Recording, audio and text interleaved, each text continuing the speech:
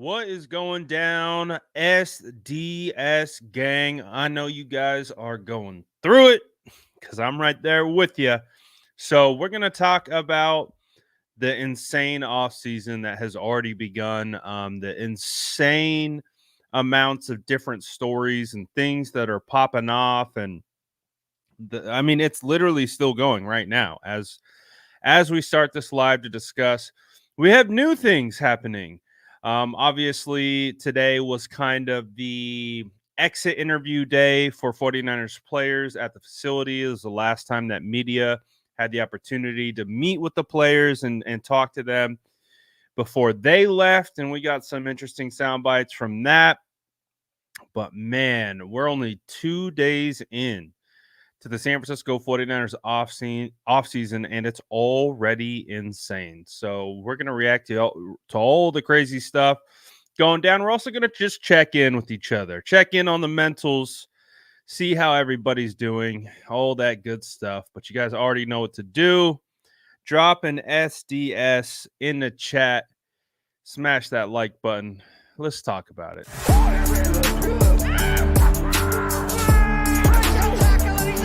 Smash that like button if you haven't already. Love to see it.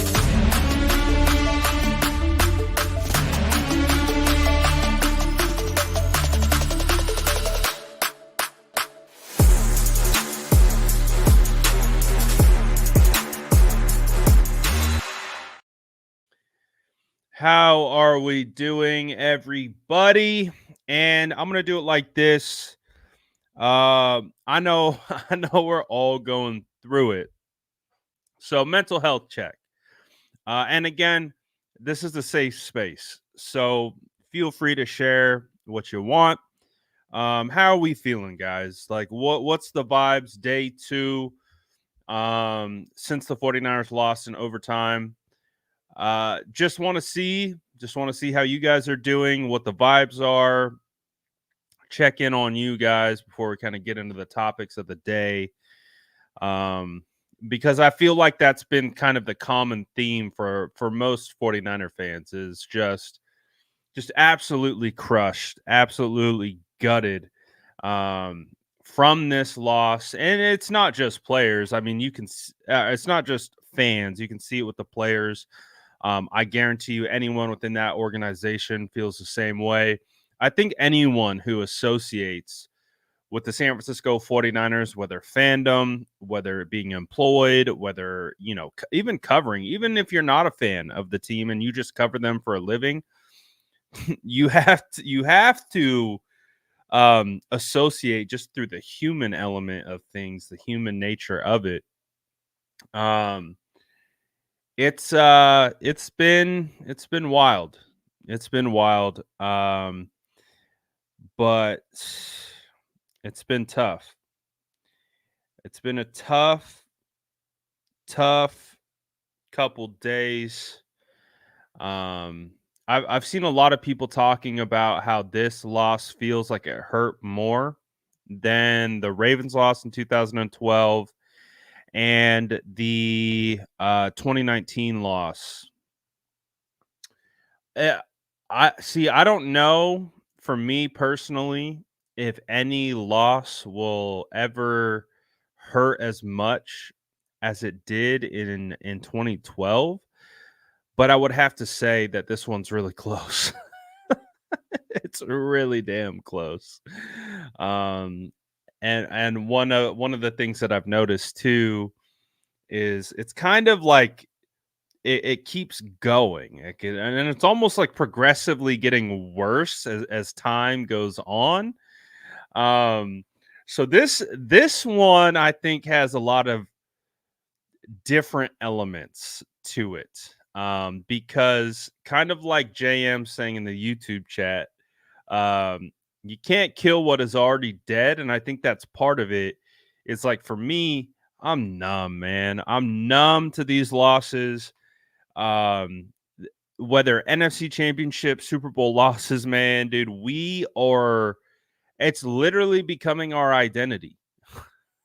And I hate to say that, but it's almost become our identity to have to figure out how do we rebound after these extremely tough losses? How do we move on with our lives after putting so much into this team that we rock with, we vibe with, that we put our mental health into? And it's crazy because it's super rewarding, right? When we're winning, we're having a good time. Man, the vibes are immaculate. But boy, when we lose, it is painful. It hurts to our core.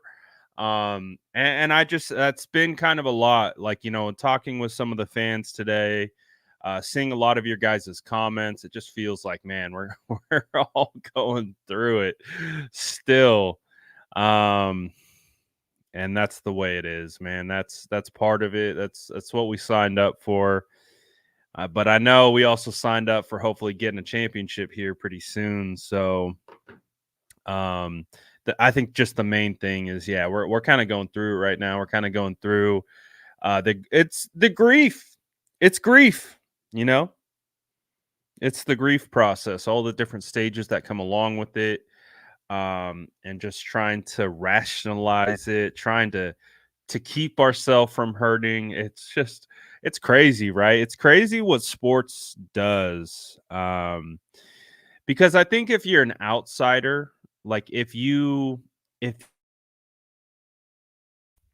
you're either like a casual observer, or you just don't mess with sports at all, like I feel like it's really hard for people to like understand how we feel about these things. But man, if you're in it, you know the vibes. It's a tough one. This is a tough one.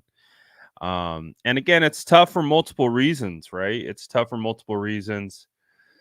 It's tough for the simple nature of I think the hardest part for me is that this game felt like it was ours.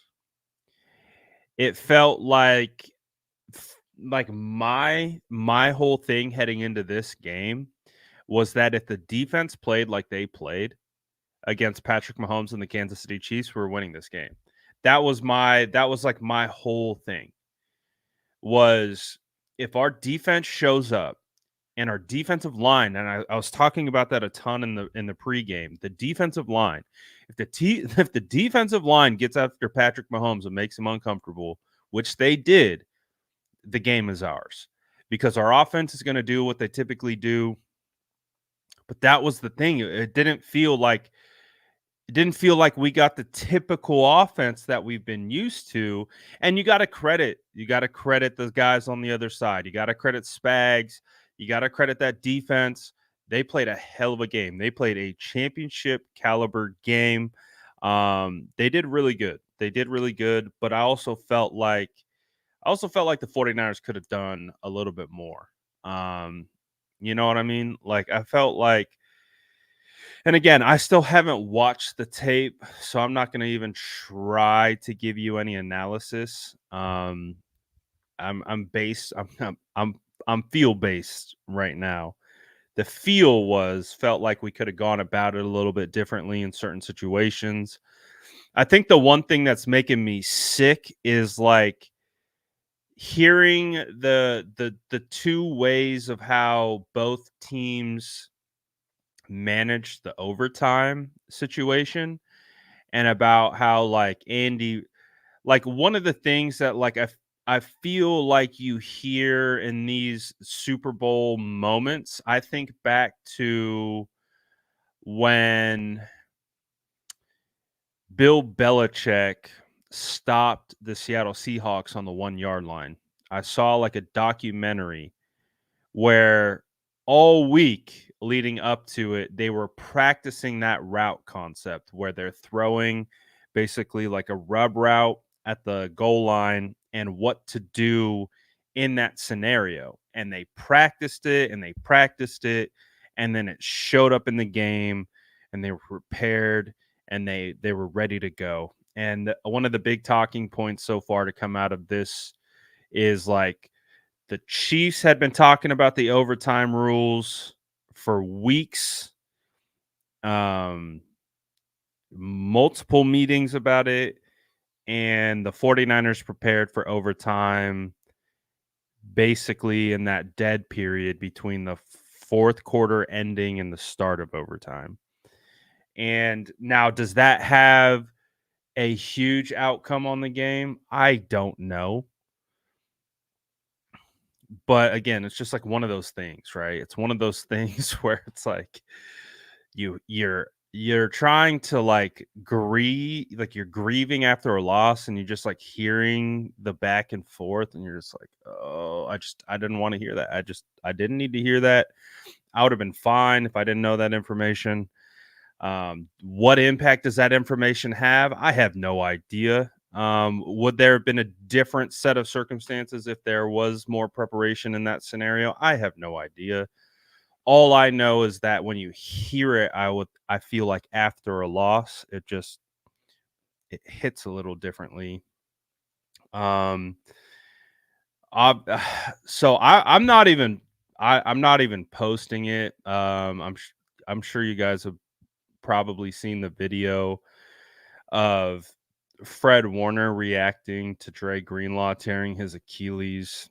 It sucks, man. Absolutely sucks. There's just so many crappy things right now um that are just kind of coming out um involving, this team, this loss, seeing Fred knew instantly what went on with Greenlaw. And Fred talked about it after the game, saying, Dre's been dealing with like the Achilles tendonitis for a couple weeks now.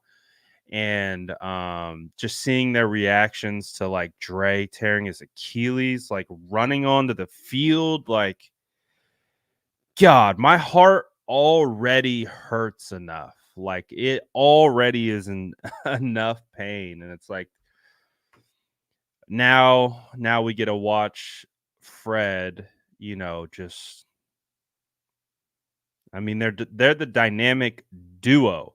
Just like when I talked to Luke Kuechly, just makes me sick to think about it.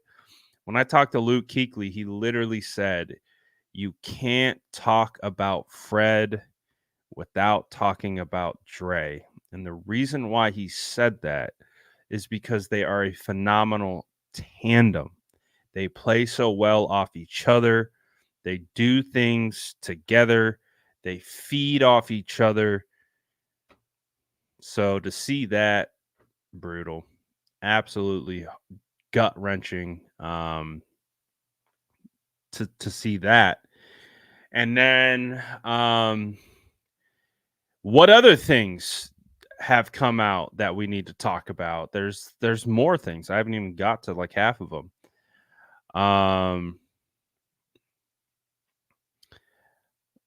Oh, you're just trying to get me started, aren't you? Road Hog says let Chase walk, go after Burns or Chris Jones in free agency. Um, I'm I don't know if I'm quite ready to talk free agency just yet. Um, I don't know if I'm quite ready to do that. Uh, but I did allude to it a little bit earlier, that the Brian Burns hive hasn't gone anywhere. We're just kind of chilling. So, but we'll talk free agency in a little bit, um, because there's a lot to talk about. There's a lot to talk about with free agency, but it feels like right now everything's being dominated by other things. But yeah, we will find out. 49ers throwback says my heart hurts for these players. So emotional. Yeah, it's pretty bad, man. Um, with just and again, that's why this game I feel like is so big. Uh, why so many people are invested into this game. It's just like we know how much work that these guys put into it, and it's just really tough, man. It's really tough at the end of the day to see it all go down the way it did. So it's just brutal. It's a brutal 2 days. And I feel like these 2 days have been, like we talked about. We were here in 2019 when that all went down. I feel like this loss is significantly worse than the 2019 one, and especially the stuff that have come out after. And obviously one of the big things to come out is the Brandon Aiyuk stuff. That stuff's kind of gone crazy viral with multiple different things, and the thing is with BA is that he is under contract next year. So he is playing under the 5th-year option. And I say playing, I put that in quotations. I don't think BA steps on the field without a deal. I don't think he does that. Um I don't feel like it makes sense for BA. I don't feel like, because I'm pretty sure, and correct me if I'm wrong, I'm pretty sure Nick Bosa played out his whole 5th year uh his 5th year uh option. I think he played on his 5th year option, right? Might be tripping. Um might be the same situation that Aiyuk's up against. You might have to correct me on that one. I think he was. They picked up the 5th year, and heading into this season, they had to extend him because he wasn't going to play on that 1-year 5th year option. I believe. I don't know. I'm all over the place. My head isn't into the details right now, but the way that I'm looking at it is that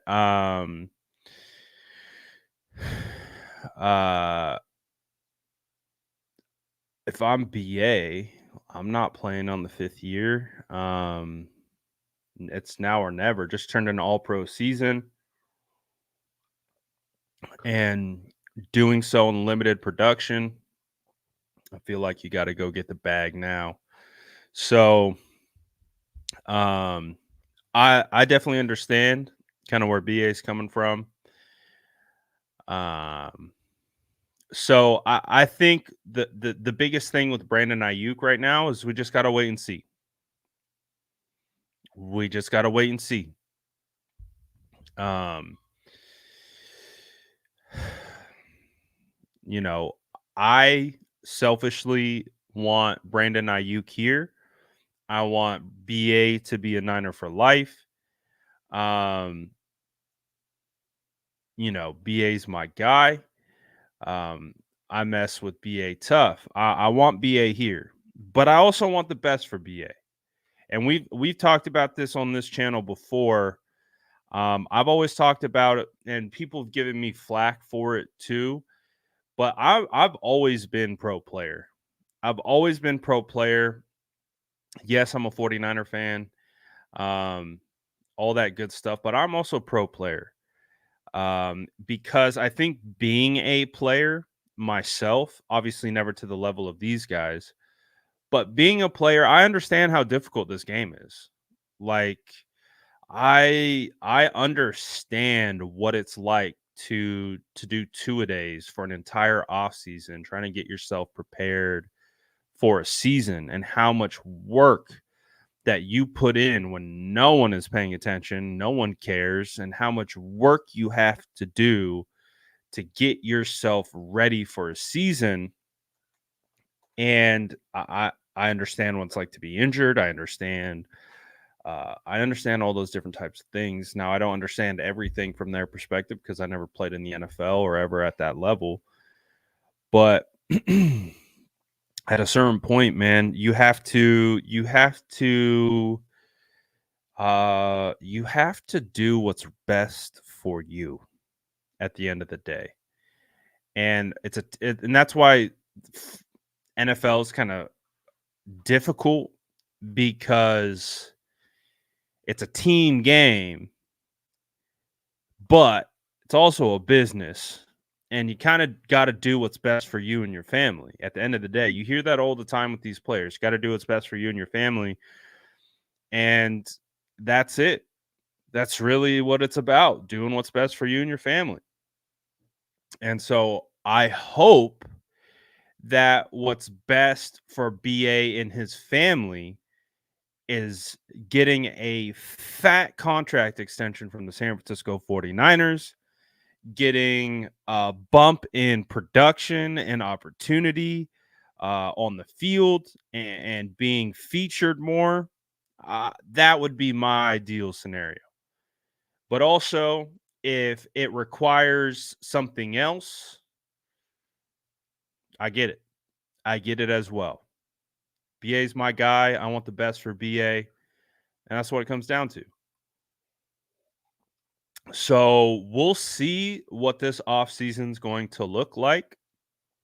Um, I think that we're gonna have a lot to talk about this offseason. I think when it's all said and done, like I think the start of what we're cooking with right now is pretty indicative of what this offseason is going to look like. There's going to be a ton of stuff. Obviously, the 49ers have 11 draft picks, so they've got draft capital. They have a first round draft pick for the first time since the Trey Lance draft. Um, they have they have cap space for the most part right now, and I believe that will roll over into next year from my understanding. So they might have some money to play with. If they want to create space, they can. Like if you were to extend Aiyuk this year, his cap hit wouldn't have to take into effect until the following season. So this is kind of the way that I look at this right now. Uh, so let's talk about this aspect of the conversation, right? I've seen a lot of people talking about how the window is closed. The 49ers aren't winning another Super Bowl. This is it. They're cooked. They're fried. I don't necessarily agree with that thought process, and I'll tell you why.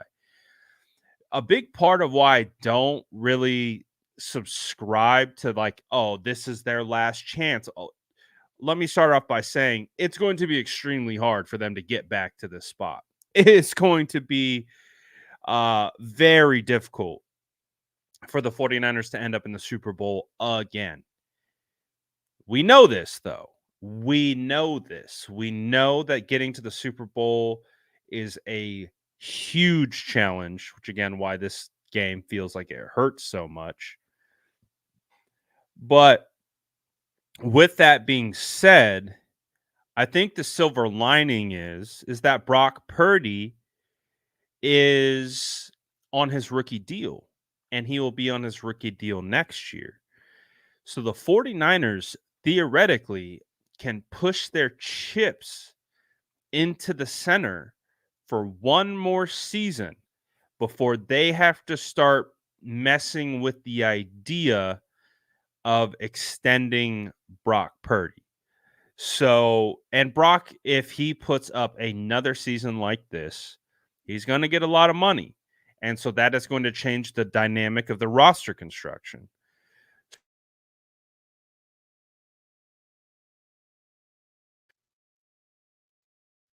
So the way that I'm looking at it is that you have one more year to run it back with this same core. For the most part, you're going to lose some guys. That's going to be I think Jawan Jennings could be one of those guys that we lose because he will be able to get more money on the open market than the 49ers can afford, and they can turn to the draft and try to replace Juwan Jennings' production that way. I love Juwan. That is going to be a tough loss. He is a great guy to have in our locker room. He's a total energy guy. He fits our culture. He fits what we do. He plays the right way, had a huge Super Bowl, but he's going to get paid. And with him being a free agent, I just look at it from like a roster building standpoint where they're going to look at, well, we can't pay Aiyuk and Jennings. I was under the impression that Jennings was a free agent, but I can double check really quickly. He was a former 7th round draft pick in 2020. Oh, you're right. He's an RFA. Oh, you're right. He's an RFA. Huh. I didn't know that. I thought he was a UFA. So that's actually good to know. So he is a restricted free agent. So so from my understanding, again, I have to recalibrate on all the off-season rules. But from my understanding, because he's an RFA, a team can still sign him, though. That's again part of the issue is if a team comes and offers him a 3-year, $30 million contract, I think he's gone. I really think I think the 49ers from a monetary standpoint of having to pay Ayuk and pay Jennings, they might have to turn into they might have to turn to the draft just to be able to move money elsewhere. And again, they have if the 49ers believe with their pockets that Brock Purdy is the franchise quarterback, then they have to start preparing this year. But that means they got to start planning a year ahead. And so if you can, unfortunately, if Jawan Jennings gets a contract that they can't match, then he will go to that team. And just like Jordan is talking about in the chat, the 49ers will place a tender on him based on a certain round, and they'll get a pick back. So there's some massaging to go on here, but again, guys like Jawan, guys like Chase Young, they might find themselves on other teams just simply because the 49ers have to go about it a different way from a monetary standpoint to make sure the roster can be sustainable, not just for next year and going after a championship, but for how to continue to build out. So I'll be honest with you. I have not done a huge deep dive into that aspect of it, and we are. We are going to look at the roster, who walks, who stays, who do we bring back, how do we address certain positions, whether in draft or free agency. We're going to do all that. Trust me, we're going to do all that. But like right now is just I feel like we're still kind of processing currently where we stand with the game. There's still things coming out from the game. And then eventually, within the next couple days, we're going to really start kind of wrapping our heads around the idea of who's staying, who's going, and those different types of things. And how do we make up for and backfill, whether draft or free agency, for guys that we are going to lose. So, but I really do look at it from a sense of that the San Francisco 49ers are going to be able to maintain a huge portion of their core. And as a result of being able to maintain a huge portion of their core and then being able to supplement in other areas with Brock on a rookie deal still, that's why I don't think it's out the realm of possibility that the 49ers can absolutely go after it next year. That's why I've seen a lot of people like, oh, the 49ers are done. that was their best shot. Well, yeah, of course it was our best shot. We were literally in the Super Bowl. We had a lead. Yes, that was our best shot. You're not going to get a much better shot than that. And again, we didn't capitalize. 49ers didn't do what they needed to do in the end to get that game done and close it out. And at a certain point, you got to give a little credit to the Chiefs and what they were able to do, and Patrick Mahomes. But at the end of the day, didn't get it done. And I think we got one real. I think we have one more season where we can make a run at this before we have to start having some real serious conversations about the higher end paid players and how we sustain the roster stability moving forward. So that's the way I look at it. I still think we got a shot next year, but like I said, we know how difficult it is, man. We know how hard it is um, to even put yourself in that position to win a Super Bowl. And that's one of the hard parts about this, man. It's one of the hard parts about this is that the reason why it feels like this year was their best shot is because it was. They were in the game and they were leading and they were playing really well for the most part. From at least the standpoint of how we believe they should have won this game. So it's unfortunate. It's crappy. And there's a lot of reasons why it didn't go our way. But like I said, I need to watch it back. I'm not looking forward to the rewatch. Um, but it has to be done. It has to be done. And so that I might be doing that tonight. But so we'll see. But what was your guys' takeaway on Kyle Shanahan's comments on Wilkes? I could probably even play them for you because I know Twitter and some people gotten a huge hissy fit over them not understanding like the order of operations of how information came out and thinking people are just spinning things. But I can play it for you right here, and I'll get your guys' read on it live, and so you can give me your take. So I'll get this queued up right here. All right, so this is Kyle talking about Steve Wilkes, and I want to get your guys' thoughts on this. Let me know if you guys can hear it, first of all.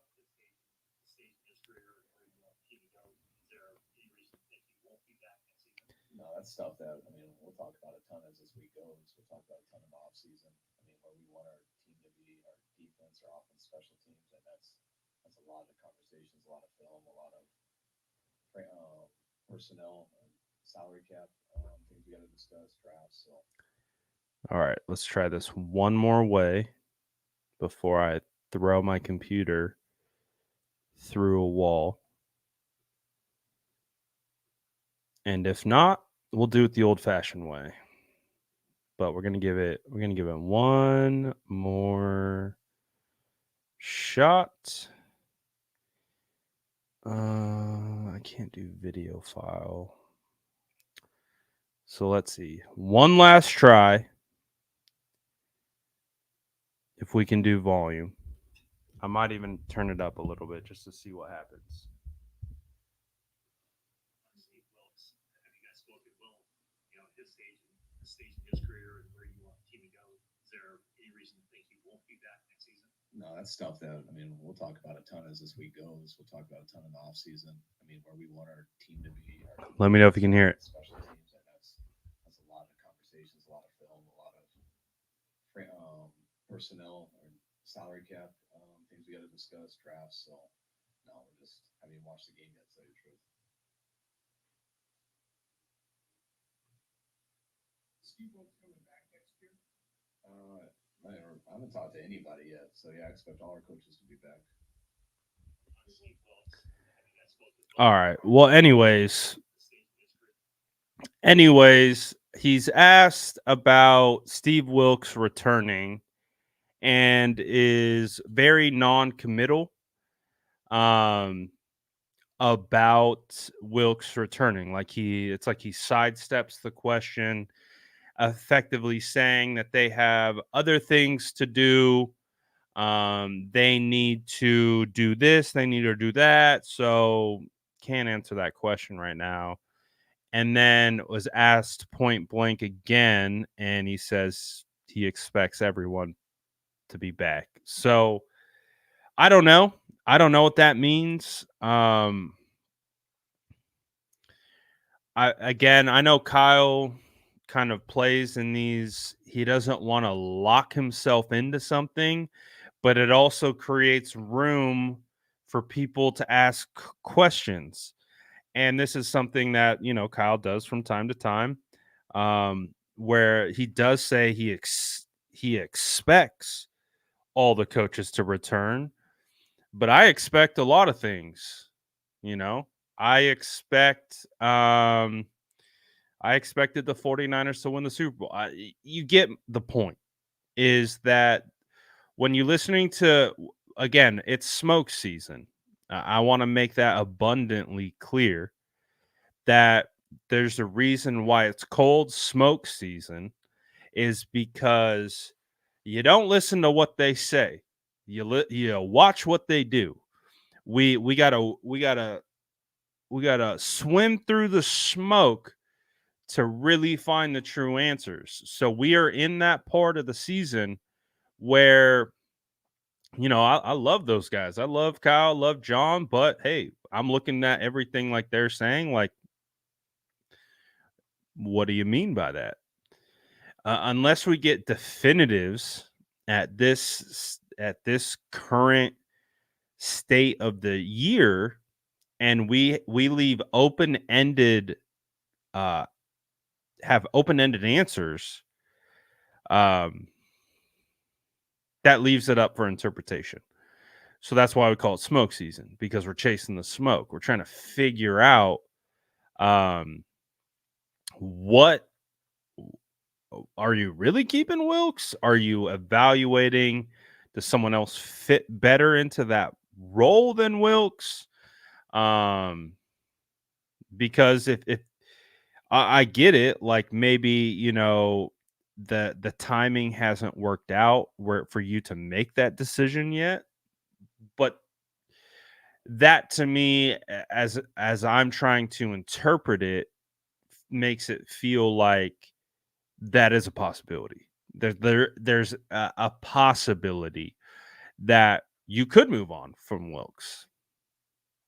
You know, he's expected to return, but a lot of things change over time, and then expectations change as well. So, for me, I for me to feel like, oh yeah, Wilkes is returning, he would have said, yeah, Steve Wilkes is returning, not leaving it open ended, then getting followed up with a direct question 4 minutes later, and then saying, I expect all my coaches to return at this. So the way that I'm looking at it is, I do think it's up for evaluation. Do I believe Wilkes is returning? I would assume he is, but I also wouldn't be surprised if they made a change. So I don't know. I don't know with that. So we'll figure that out. And again, we are our ears are ultra sensitive in the off season, um, because there's so many examples of, and to their point and to their credit, they have to keep things close to the vest. They have to, you know, be PC with their answers. They can't just tell us what they're doing. So That's why it's called smoke season. So this first little smoke, we'll see. We'll see if Wilkes stays. If he goes, we'll find out. We will find out. So that was one interesting thing to come from today. Another thing that came from today was Feliciano's found himself in a couple little things online. Obviously, the first thing was with Spencer Burford. So the whole situation played out as, again, people who don't know what they're talking about, trying to, I don't know, you know how it goes. You know how I feel about when people try to talk offensive line and they act like they know what they're talking about and they just don't. And so what we have right now is on a specific play, you have everyone calling out Colton McKivitz, when in reality, it's not on Colton McKivitz. But because people, and I do not blame people either for not knowing offensive line play. Offensive line play is very difficult to understand. So typically you trust people who've played the position, who've actually played offensive line, because the only true way to really understand O-line play is to go through it, is to truthfully either sit under it if you haven't played it or play it. That's really it.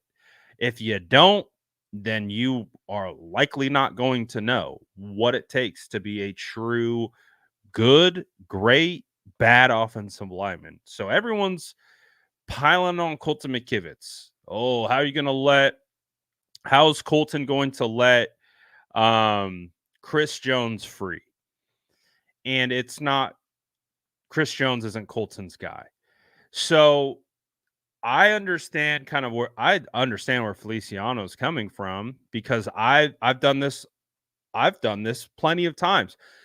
Do you guys remember the same play last year where it was that play where Mike McGlinchey, I forget what team they were playing, but the clip shows like Mike McGlinchey just like kind of sitting out in space, not blocking anyone.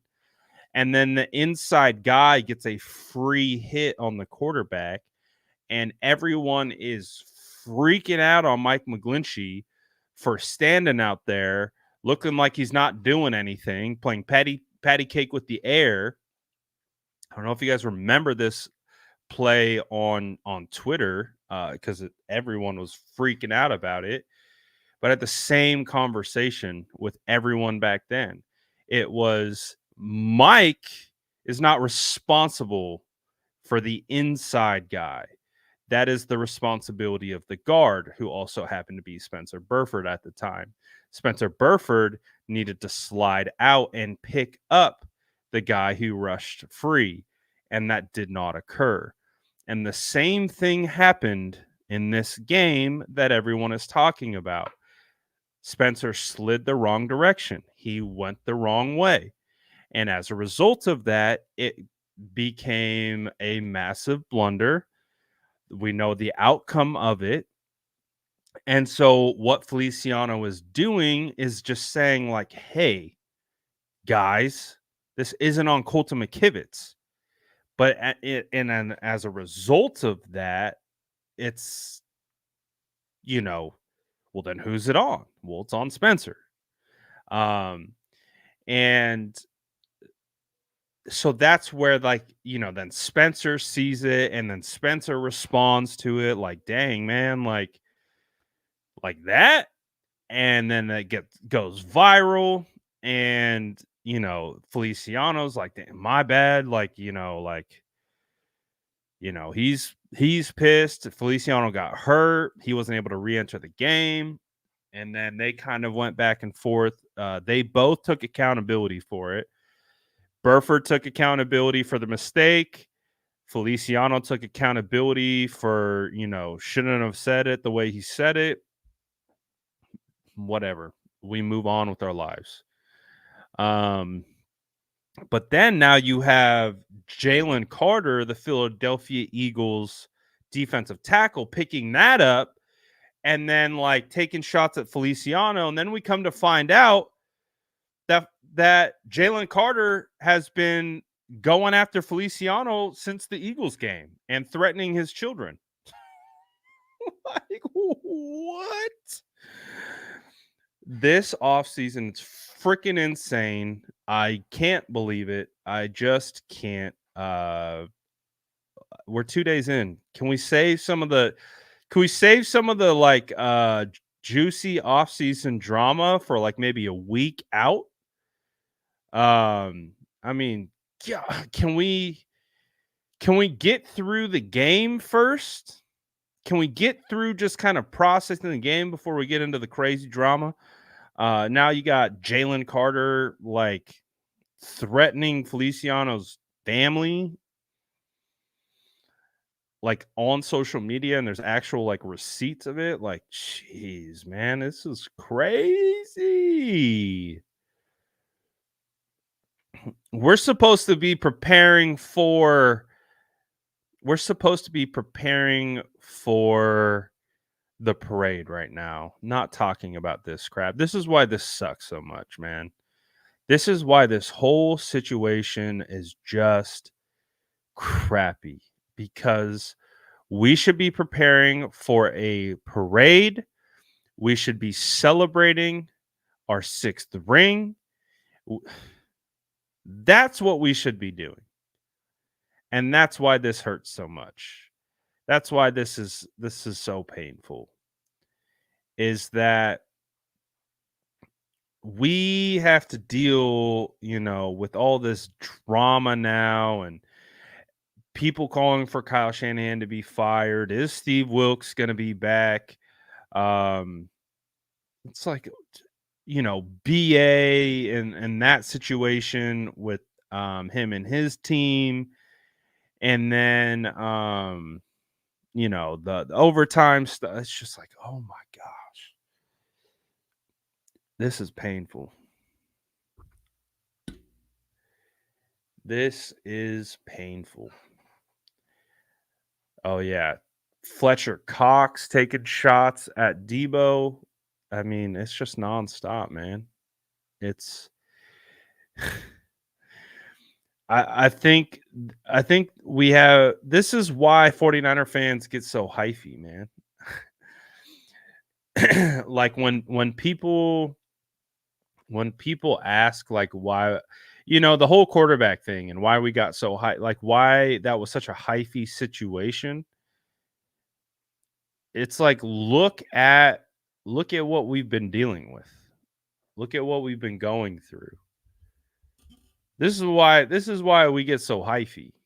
We have so much pent up disappointment that it only knows how to manifest itself in one way, and it's anger, at someone, whether it's our own fans, whether it's our own team, whether it's other fans, other teams, whether it's wild, man. I can't say that the 49ers have it bad, right? Because we have had so much regular season success. We've had a lot of success in the playoffs. It's just when it comes to this situation where we get to the promised land and we have the opportunity and we just can't close. We can't do it. We can't get it done. It's tough, man. That's why I think 49er fans are just like, Going through it. Going through it right now. So I honestly don't want to talk about any of this stuff, but it's also too, it's like, ooh, this is what is prominent right now in what we're having to talk about. Like, my hope for these last 2 days was just to kind of try to be able to process the loss. And then all of this other stuff pops up, and it's like, it's crazy. It's crazy. Mark, how do I stop talking about it? We're literally in the middle of it. Should I just not talk about anything related to the 49ers right now? Just do all draft? Like this is literally a function of what I do is react to the things that are surrounding the San Francisco 49ers. And there are a lot of things surrounding the San Francisco 49ers. What do you want me to do, Mark? You're putting me in an impossible situation, Mark. You think that I can just sit here and start breaking down draft prospects and just ignore everything else that's going on? Do you think that's how the content works? You think that's how it works? Not how it works, my guy. Unfortunately, like a lot of things in life, it's not exactly how we want it to be. And so when you lose, that's what happens. We got to talk about a lot of things that we don't want to talk about. I don't want to talk about any of this. I want to be talking about a parade. I want to be talking about holding up a 6th ring. That's what I want to be talking about. You think I want to be talking about this? Like, come on, man. Like, this is it. This is our job. This is the function of what we do. And we're not going to run from it. It's happening right now, right in front of us. It's here. It's literally happening and evolving in real time. So what do you want me to do? Pretend like it's not happening?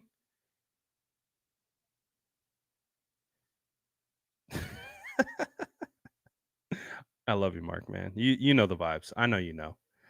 I know you know. It's what it's just that's why that, like, for me, like, if I want to take you inside the head of me when we're losing, and we lose, like, my brain is like, I'm like, I'm not thinking just in the sense of like, oh, we lost, that sucks. I'm like, I have to strategize my content. My content changes when the season ends. That means draft. That means free agency. That means who are we keeping, who's going. But also a function of off-season content is all the other things that come along with it that I don't all necessarily love. I really don't. Like that whole thing with Drayshawn and Aiyuk, I saw that 7 minutes after Drayshawn posted that. Like, like I mess with Drayshawn. Like I mess with Dre. I saw that right away. I 100% could have been the guy that made that thing go viral. I had no interest, no business, no care at all in doing that at all. But it is now out there. Dude, it went all the way to the Pat McAfee show. So that's why we're talking. That's like, it is what it is. It's how this stuff works. So I would prefer not to talk about that. I would prefer not that to not be a talking point right now, but I also get it. I also understand it. I also get the motivation behind it. I get it. Doesn't mean I like it. Doesn't mean I want to talk about it.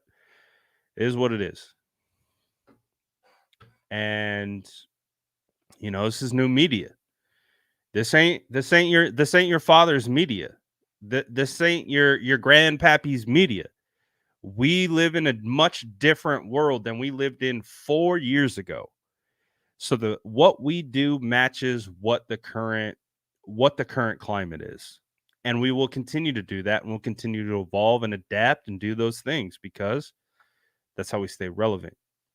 So we will keep moving as the winds of the off season blow us, and that's where we go. That's where we go for sure. And I'm not always gonna like it. I didn't like talking about Deebo Samuel getting traded all year. That wasn't great. I didn't love the fact that we ended up being the ones that broke that Deebo Samuel wanted to get traded. Didn't love that, but it's a function of kind of where we're at. You want to see the plaque. So to be fair, I haven't opened it yet. So I got the plaque. My kids want to watch me open it, so I have been working all day trying to bust out content. I haven't had a chance to open it yet, but it's something that the kiddos want to be a part of, so I'm saving it. I'll probably post it later tonight. Once I get off here, I'll open it, and so I'll probably show you guys tomorrow. I don't know. You might see it. You might see it as a permanent fixture right about here. So we'll see, man. We'll see. So probably get that posted up after the game. Kyle Shanahan finally got his real quarterback. Time to invest in the O-line. Yeah, I don't know. I don't know if Kyle will ever invest in the offensive line. I mean, Jed literally talked about that. Their philosophy is investing in the defense, and then I think it's the thought process that Kyle and his scheme can do more with less. That has never. I mean, that's always been one of. I don't love that thought process. I've told you guys before, like when it comes to putting my GM cap on and going and playing franchise mode in Madden, the first thing I do is build the most stout offensive line I can. That's the first thing I do. Call it offensive line bias or whatever, but that's fundamentally how I would build my team. If I was building a real team, I would make sure that my offensive line was as best as it could be. I would make sure I had 2 bookends. I would make sure I had the smartest, fastest, quickest center in the game, and then 2 studs at guard. And I would dare anyone to try to stop the run and try to pass block or try to rush the passer on us. Like that would literally be my strategy as a team builder. It's always been it. You guys know I love doing this off season, build outs and, building the team in the off season, whether through the draft or free agency. You guys already know I'm all over O-line always. And it's just nothing. It's just not something that they prioritize. They did a great job going out and getting Trent Williams and getting Trent. Like, yeah, that was huge. As one of the all-time great deals to go out and get Trent. Fantastic. They invested a second round draft pick into Aaron Banks. And Colton McKivitz was a 5th round pick, I believe. Spencer Burford was a 4th round pick, I believe. So, and we know Mike McGlinchey was a 1st round pick. So it's not like they have neglected offensive line, but you know, I I think they just try to allocate resources elsewhere, if they can, and then try to, again, if you can get into that rhythm of um run, play action. Uh he doesn't typically draft pass first offensive linemen. They're run first. They are typically zone scheme fits. But they do a ton of gap scheme now, and they do both. So you kind of need versatile. Like, that's why I really wanted Zach Tom in this offense. The Packers right tackle, who's phenomenal. Um, I thought Quinn Miners would have been a phenomenal guy to have in this scheme. I thought he would have been great, uh, especially with the power concepts that they run now. Um, I mean, the laundry list of centers that I've wanted for this team. Um, and this is the thing too, is that I fundamentally believe that every single year you're going to be able to find a starting offensive lineman in rounds 3 through 5. So you're all the blue chip guys are going to go in the first. All the guys with insane measurables are going to go in the first round, early second round. But you can find guys later who don't have that perception that can be really well. Like, I loved Abe Lucas. Abe Lucas was phenomenal.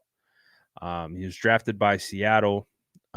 He's really good, and he's going to be a really good offensive lineman for a long time. He was drafted, what, I think the third round. Yeah, third round. Um,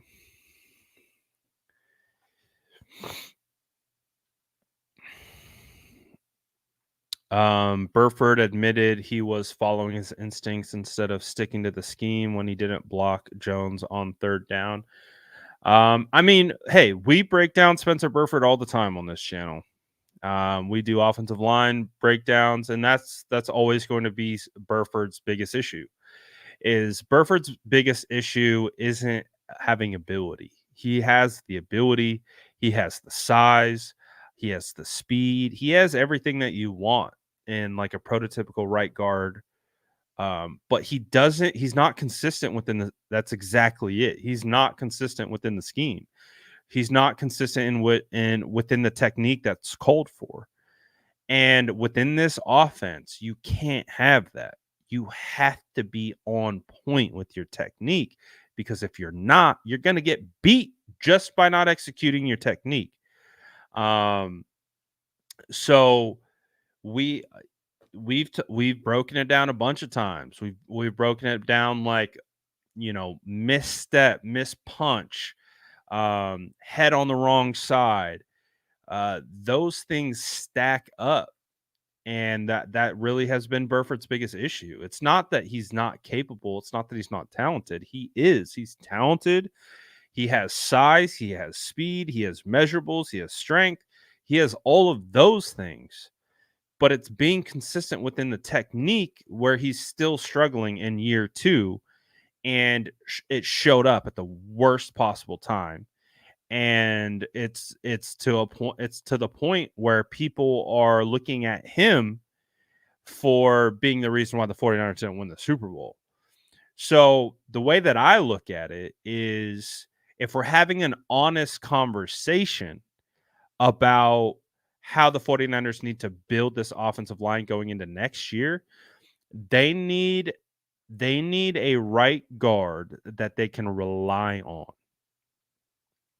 And that was one of the biggest things that I learned through my playing days. It's like, you can have talent, But if talent isn't consistent, then you're better off having the more consistent player play that might be less talented, but he's going to be doing his job more consistently.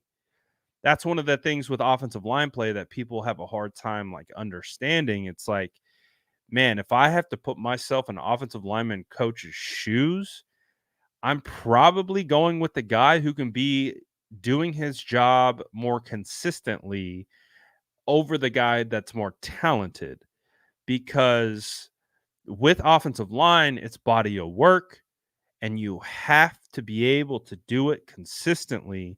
And if you don't, that's when you see a ton of errors, miscues, breakdowns, plays happening in the backfield, because when they need you to be consistent and you're not, it creates an entire breakdown on the entire offensive line.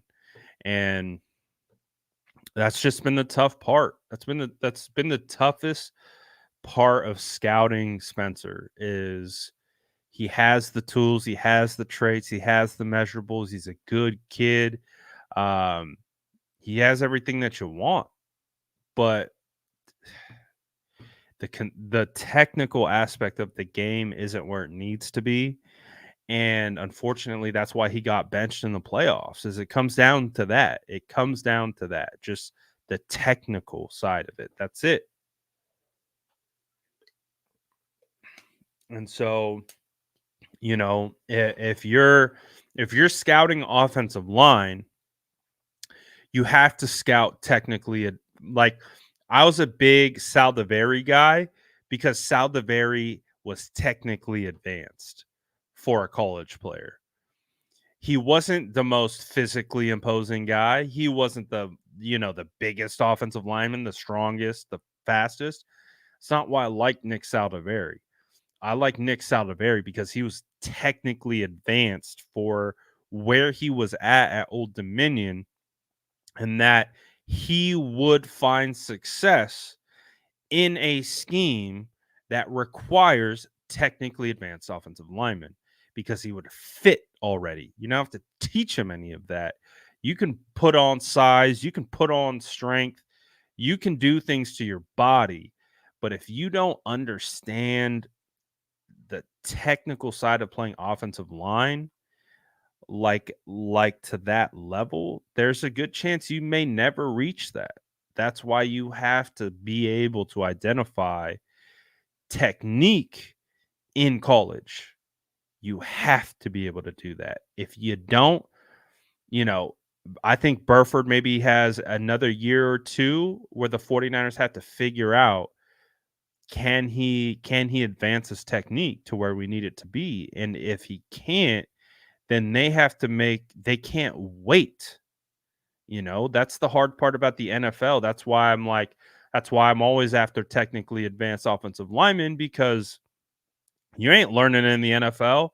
One of my biggest takeaways from my first ever training camp is like, oh yeah, you're not going to training camp to learn nothing. Like, you better show up to training camp ready, in shape, and ready to ball, because you get limited reps.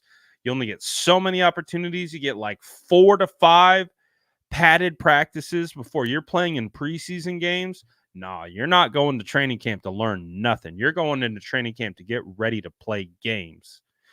So you can't spend like, and if you have to do that, you're not going to play right away.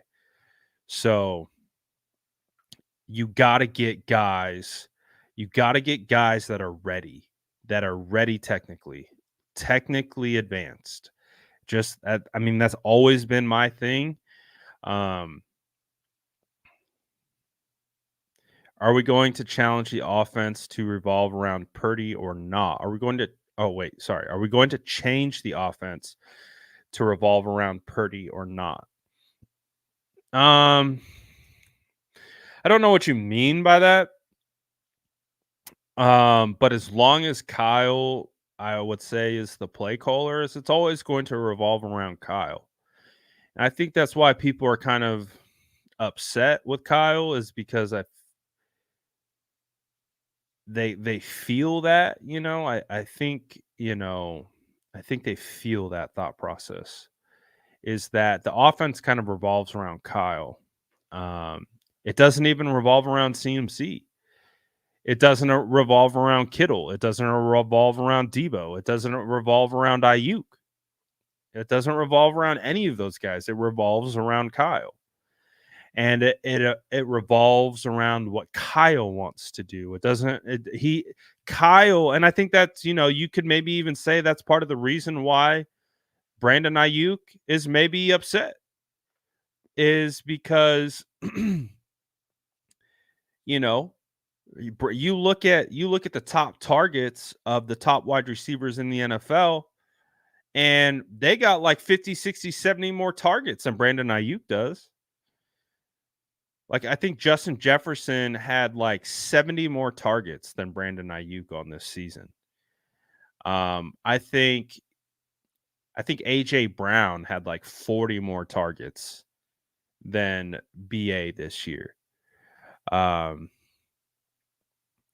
so I think that's part of it is that Kyle's not looking to scheme guys open to just get get them their ops. He's just kind of in his own world cooking up what he thinks the offense needs to do. I don't think he's doing any of that. I don't think he's trying to build an offense that revolves around anyone. It revolves around what he's trying to do. So I do think that's why he does get some of the pushback is because when the offense fails, it's like, well, what are we doing here? Like, why is this? Why is that? So I don't know if it will ever revolve around Purdy. Purdy just has to execute. Purdy just has to play his game, um, and execute the scheme. That's really what it comes down to. Um, uh, Boxing fan says, "What free agents do you have your eyes on?" I'm gonna be honest. I haven't even looked at a free agent list. I have not. I'm still trying to process this game.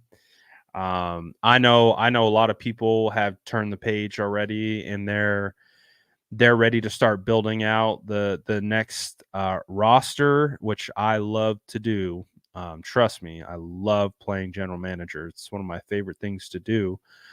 But yeah, I'm gonna be honest. I have not even looked at a free agent. Haven't even looked at a free agent list because we got to get through the. Oh no, we got to get through free agency first. Once free agency, like March, middle of March, so we got like a month. See, that's the crazy part about playing all the way through February is that the off season is shortened because we play so long through the playoffs. So I think March 15th is the start of the new league year, I believe. So yeah, I do got to look at free agents. I got to look at our roster. I got to look at internal free agents. See who I think is walking, who we bring back, what available cap space, who we can go after.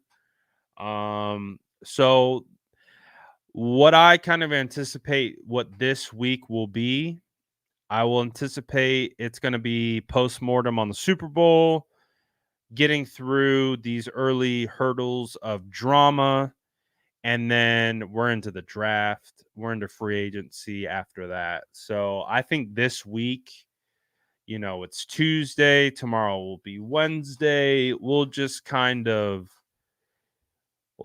float through this week and maybe start to look, and I got to start doing my research and start doing my preparations for that. Um, so yeah, we'll definitely do that.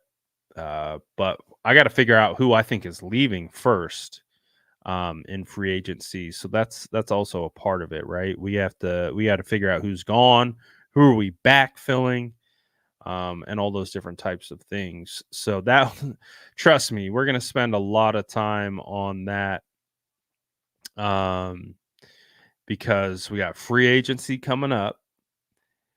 And then we have the draft at beginning of May. Yeah, really quickly. Really quickly. But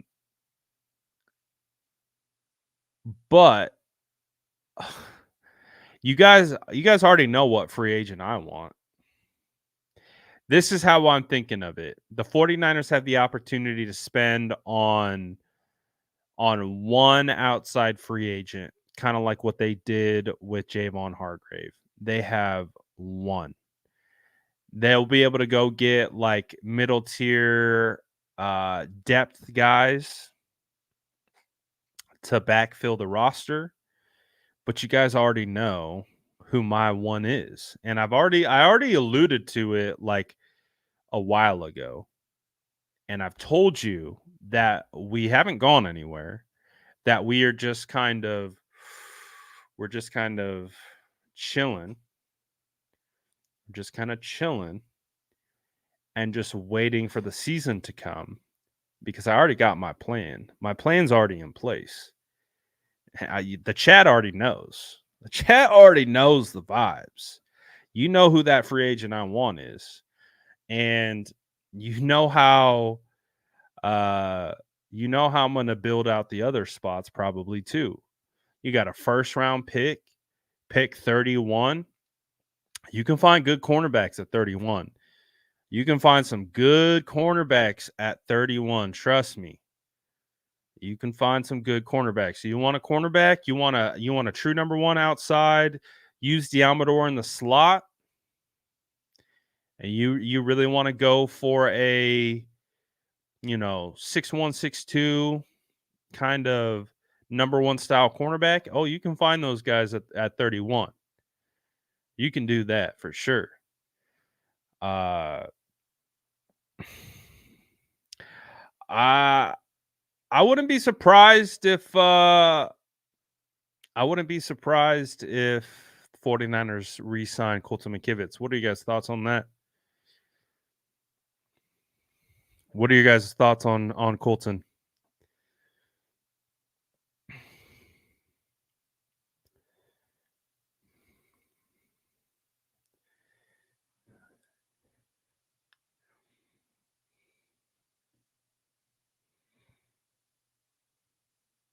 That's about the reaction I was anticipating. It's about that. That's about the reaction I was anticipating. But I think of it again like this. You might not like Colton McKivitz, but you also have to admit that Colton McKivitz was probably the best value on the team, not named Brock Purdy, not named Jawan Jennings. Trying to think of anyone else from a value perspective. Again, we're in the business of football now, where we are talking business, and I want everyone to remember that. We're talking dollars and cents, Wiz. We're not just talking about play on the field. We're talking dollars and cents. We're talking cap.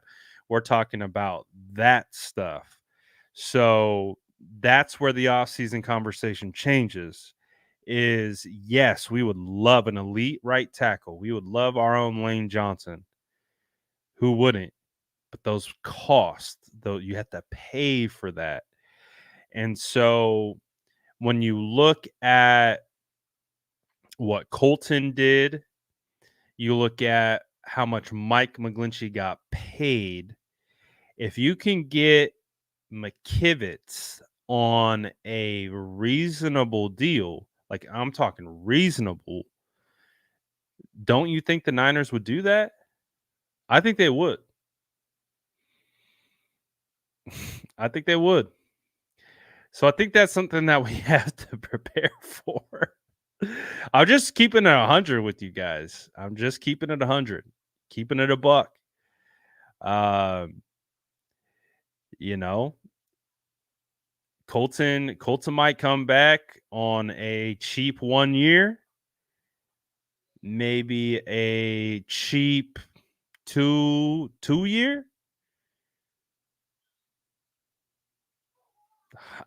You guys know they've already told us that they don't invest a ton into the offensive line. We know this.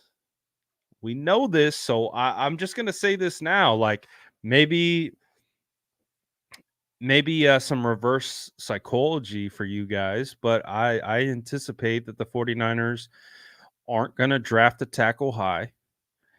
And they could very well run it back on a 1 year, 2 year deal with McKivitz. And they've got Spencer. They either re-sign Feliciano or um, turn to the draft. But I don't think they do that.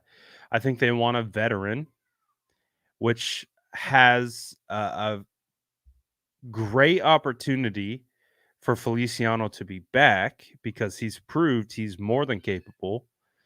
So there's a good chance they bring Feliciano back. Brendel's not going anywhere. Banks not going anywhere. There's a really good chance the 49ers offensive line next year could be Trent, Banks, Brendel, Feliciano, and McKivitz. Are you guys prepared for that?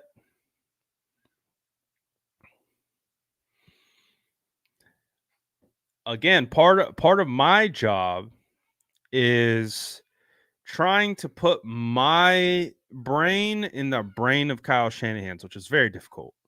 It's a very difficult task, but I've had to learn that I can't build a roster how I want to build it. I have to build it how I think Kyle's going to build it.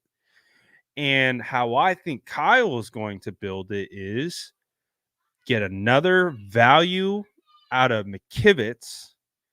I mean, let's face it, McKivitz isn't a star right tackle, but he's a serviceable tackle. He can start in this league.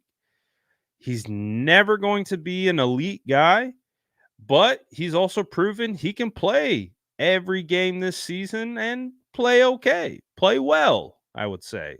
Didn't play great. Um, he played great in spots, didn't play good in spots, but that's kind of what the life of an offensive lineman is. So he's proven he can be serviceable. He's proven he can be a starter. And if you can get a value on McKivitz and you can re-sign him for cheap and you can put money elsewhere into other players, then I could see them doing that. And if you can probably get Feliciano back on another 1 year deal similar to what he had. And so when it comes to the money portion of it, your offensive line is allowed a little bit more continuity. Yeah, you would imagine McKivitz would improve a little bit heading into year 2. So I'm just letting you know. Do not get your hopes up for some blue chipper coming in at right tackle. Just don't get your hopes up. It doesn't mean that I don't think that they shouldn't go out and either. I think they should focus on the draft if they really want to get a tackle. And like I said, I can find you every single year like clockwork, starting offensive lineman, guard, center, tackle in rounds 3 through 5 every year like clockwork. So again, 49ers, if you need an offensive line consultant, feel free to bring me in. I got you. I got you a starting offensive lineman in rounds 3 through 5. I won't even make you. I might try to convince you to move up into the second if I come across someone that I really like an Abe Lucas. But I can also guarantee you that I can find you a starting offensive lineman, center guard, or tackle in rounds 3 through 5. Guaranteed every single year like clockwork. Every year, like without fail, I have found a quality, not just a quality starting offensive lineman in those rounds for the last 10 years. So, hey, You guys wanna run the value game? Hey, hit me up. I got you. Let's work. let's let's build this O line together. Um, will you be doing a film breakdown for this game? I will. I don't know how much anyone wants to see it, but I will. I'll do an offensive film breakdown. I need to watch the film tonight, so um, if you guys wanna do one tomorrow, I can do it. And again, you guys know how I roll. Try to show you what I see, what I think worked, what didn't work, and we can go from there. So I could do a film. I guess no, I'm good.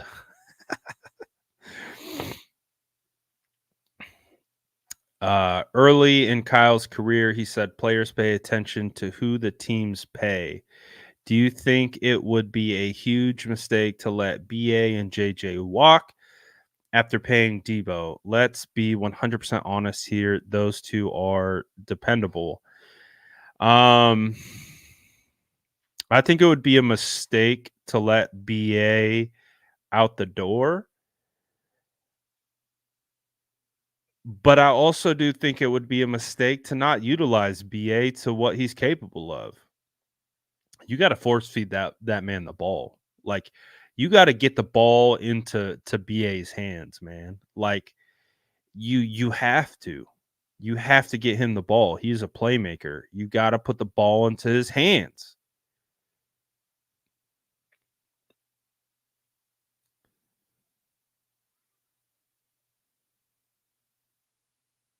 I think that's kind of the mistake right now. I think that's kind of the mistake is that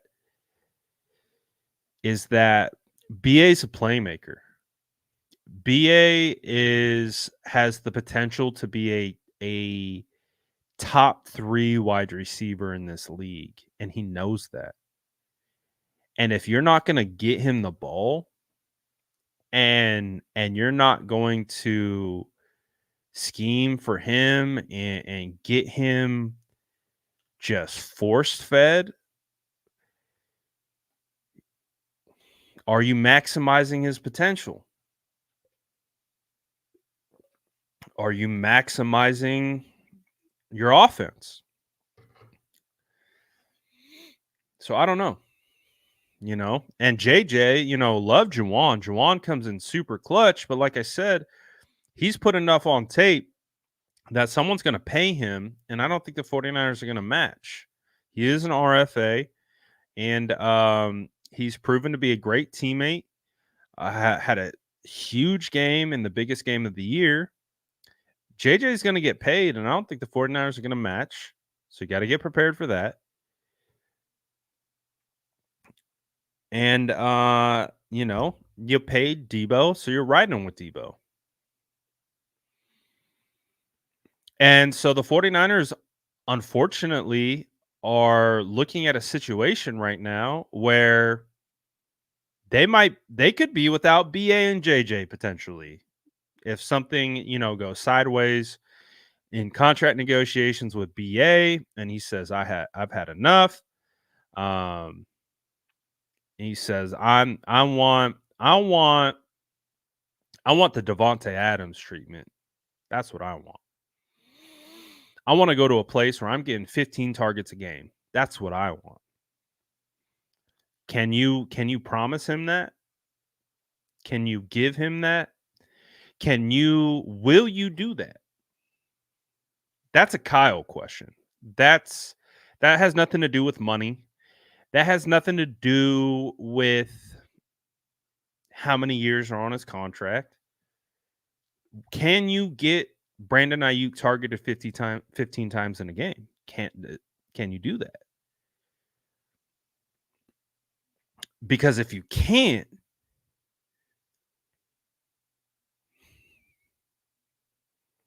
I think that's what he wants. I really do. I think that's what he wants. I think he wants to make plays. He's gone through the doghouse. He's fought and scratched and clawed for everything he's gotten. He wants to be fed. What did he say? What did he say on our What did he say on our show last year? I'm trying to get featured too. That's what he said. He's trying to get featured. He told us this last year. He's trying to get the ball. He's a football player. He doesn't want to go into the Super Bowl and come out of it with 3 catches. That's not what he wants. He wants the ball because he's a baller. And so can Kyle do that?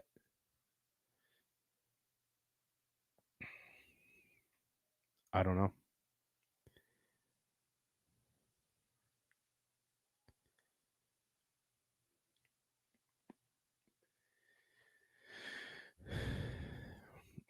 No, he was not. Not in comparison. He wasn't. He did it on 60 receptions. He did it on 60 receptions. What he did was remarkable considering what he had. Like we talked about this already. Justin Jefferson, I think, had 70 more targets than him, and Justin Jefferson missed games this year. You look at like Puka Nacua. Like the reason why Puka Nacua got into the Pro Bowl is because he had almost like, I don't know, like 50, 60 more targets than BA. That's the point.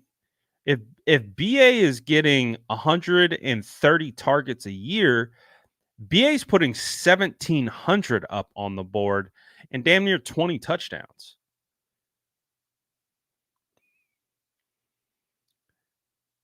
Can this offense provide him that? Can we do that? Can we get BA the ball that many times? I don't know. We got CMC. We got Kittle. And we run a lot. What BA did was maximizing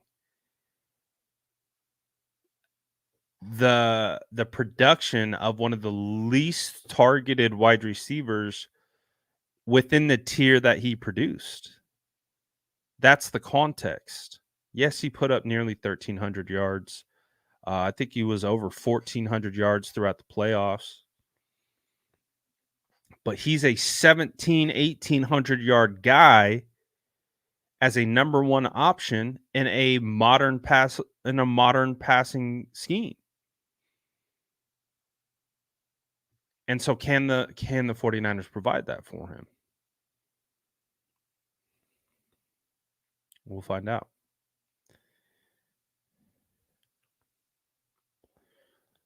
Re-signed Feliciano. I love what he did. Feliciano played great for us. He really did. He really did. He played well. He played well. He brought the consistency to the offensive line that we were missing.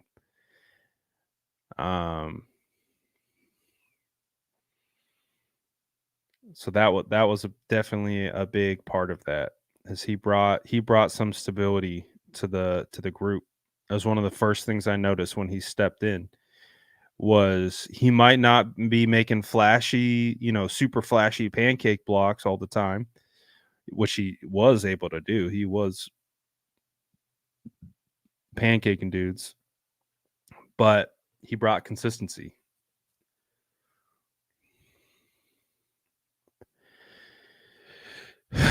All right.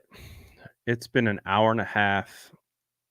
We can't figure out the entire off season in one live. So we have a lot of work to do. You guys know. You guys know that I thrive in the off season. I truthfully look at the off season as a great opportunity for me to have fun pretending to be the general manager is how I've always done it. I've done this before. I had this brand and this platform, and it's something that I just took right into the platform, and I love the offseason because it allows us to maneuver and build and do all these different things that we can do to make this team a winner. So we will have plenty of time to discuss who stays, who goes. We'll have plenty of time to look at free agents, plenty of time to look at the draft and how we build out this roster, how we handle situations like BA and all those different types of things. So we're not gonna figure it out all tonight. But we will figure it out. And we're gonna have some fun while we do it. So I will say though, kind of talking about some of the future moves kind of took me out of the pain a little bit. I don't know if you guys felt that way. Felt like the pain kind of subsided a little bit when we could just kind of like focus on how to build out the roster. So we might get that done. I don't know. I guess I'm planning on doing a film breakdown tomorrow. I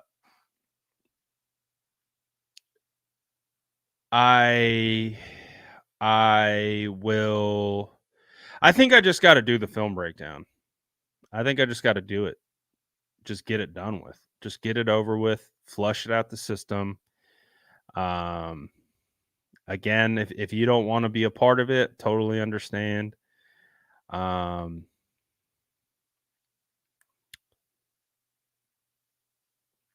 So I think that's what I might try to do tomorrow. So again, you don't have to join if you don't want to. More so just having a better understanding of why we got the outcome that we got. So I'm gonna try to do that tomorrow for sure. It'll be our last one of the year. And then we're on to bigger, better things and building out the squad for the next year, right? That's what we got to do. So of course, thank you to all you guys. Again, I feel like I can't share my appreciation enough for you guys helping me build out the channel, for helping me get one of these things. Like, come on, man. Like, you guys are the best. I know we're hurting. I know it freaking sucks. I know all the drama's annoying and like I get it. We're just like we all hate that we're here. We all hate that this is our reality and we have to do this. But hey, at the end of the day, the sting will wear off a little bit. We'll start to kind of get back on track. We'll start to kind of find our love of the game again and start getting excited about the draft, and we'll start getting excited about free agency, and things will get better. I promise. They suck right now. They absolutely suck. But yeah, we will definitely get things moving in the right direction. And Sentinel, listen, Kyle's no sacred goat here. Kyle has some room to improve. There's nothing where Kyle is not at all sharing part in this situation. But I'm also not naive enough to say that Kyle needs to be fired. There's two things that can be true at once. Kyle needs to evolve a little bit, but I also don't think that means that the 49ers need to move away from Kyle. So that's the thing. Is, hey, they said the same thing about Andy Reid. Andy Reid was casted out, and now he's considered the best coach in the NFL right now. It's not time. It's not time yet. I understand why people are upset. But for Kyle, there's still room for him to improve. And if we can reach that level, there's going to be a point where no one's stopping Kyle. So, hey, he's gotten us. The hardest part is building a consistent winner. He's done that. Now he's got to take it over the top. That's it. That's really it. He's gotten us to one of the hardest parts.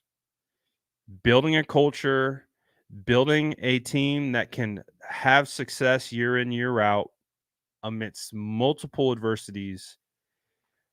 Just got to finish it. We just got to finish it. That's it. That's it. Just got to finish it. Doesn't mean Kyle's perfect. Doesn't mean he's some sacred lamb that can't be discussed. We just got to finish the job. That's where we're at. He's done about 98% of the job. Just got to finish it. That's it. That's it. So appreciate you guys. We'll be back tomorrow. Out of here for now. Peace.